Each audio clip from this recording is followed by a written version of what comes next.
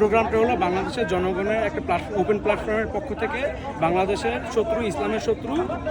প্রথম আলো, daily star, Transcom group সহ সব যে দালাল ফ্যাসিস্ট মিডিয়া আছে তাদের বিপক্ষে মানুষকে সচেতন করা, তাদের যে অপরাধ, তাদের বাংলাদেশের ষড়যন্ত্র, বাংলাদেশের বিরুদ্ধে ষড়যন্ত্র, বাংলাদেশের যত সমস্যা তার পিছনে যে ডিপি স্টেটের যে এজেন্টরা রয়ে গেছে, তাই প্রথম আলো, ডেইলি স্টার তাদের বিরুদ্ধে জনগণ সচেতন করা, তাদের বিরুদ্ধে প্রত্যেকেই গরু জবাই করে মানুষকে দাওয়াত খাওয়া, মানুষকে সচেতন করা, তাদেরকে বয়কট করা, তাদের সংস্কার এবং তাদের যে রিপোর্ট আছে তারা বাংলাদেশের বিরুদ্ধে তাদের রিপোর্ট কন্টেন্ট অ্যানালাইসিস করে লিগ্যাল অ্যাকশন নেওয়ার একটা প্রসেস, মানুষকে সচেতন করে এটা প্ল্যাটফর্ম শুরু করা, যে মানুষ সচেতন হয়, মানুষ দেশের বিরুদ্ধে কাজ করে সেটা হয়তো সবাই জানতে পারে। কোনো পার্টিকুলার রিপোর্টের উপরে কি আপনাদের ক্ষোভ আছে নাকি ওভারঅল ওদের রিপোর্ট যদি অ্যানালাইসিস করা হয় পরতে প্রতিদিন রিপোর্টে ওদের কি করবে যে ওরা ন্যারেটিভ কমপ্লিট করে, এবং ওরা শুরু করে যেমন প্রথম বাংলাদেশের ইতিহাসে প্রথম মিডিয়া কি করছে যে মহানবী সাল্লাল্লাহু আলাইহি ওয়াসাল্লামের ক্যারিকেচার অঙ্কন করে মুসলমানদেরকে বিষিয়ে দিয়ে কি করছে, তারা তাদের তত্ত্বাবধায়ক সরকারের সময় জনগণকে খেপিয়ে দিয়ে একটা অস্থিতিশীল পরিস্থিতি তৈরি করে তারা কি করছে আওয়ামী ফ্যাসিস্টদের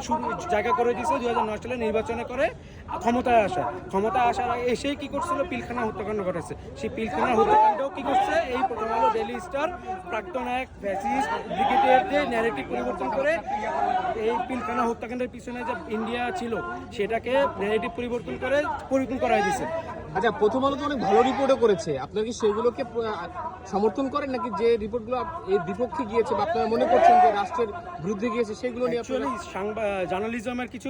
এথিক্স আছে, রুলস আছে,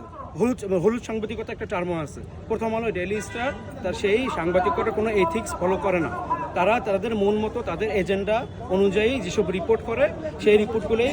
করে তাদের মন মতো তাদের বিরুদ্ধে কোনো কন্টেন্ট তারা মানে কি করে ন্যারেটিভ কমপ্লিট করে। যেমন একটা রিসেন্টলি বলতে গেলে বাংলাদেশের জকিগঞ্জের পাশে করিমগঞ্জ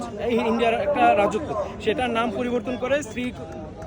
শ্রীপুর করা হয়েছে, একটা নাম চেঞ্জ করা হয়েছে। যেহেতু এটা ভারতের রাজ্য করছে, সেইটা নিয়েও বাংলাদেশে অন্যান্য মিডিয়া রিপোর্ট করলেও প্রথম আলো সেই বিষয়ে এতদিন পরেও কখনো রিপোর্ট করে নাই। এটা হলো তাদের চুপ থেকে তাদের মন মতো ইন্ডিয়ার বিরুদ্ধে তাদের যে স্বার্থের বিরুদ্ধে তারা করবে না, কিন্তু এটাও কিন্তু ইসলামের বিরুদ্ধে, বাংলাদেশের বিরুদ্ধে একটা ষড়যন্ত্রের অংশ। আপনারা কি কোনো ব্যানারে দাঁড়িয়েছেন নাকি সাধারণ জনগণ থেকে দাঁড়িয়েছে? বাংলাদেশের জনগণ নামে একটা ওপেন প্ল্যাটফর্মের ব্যানারে এখানে যে কোনো জনতা যে কেউ অংশগ্রহণ করতে পারে, তাদের পক্ষ থেকে জনসচেতনতার জন্য সবাই অংশগ্রহণে।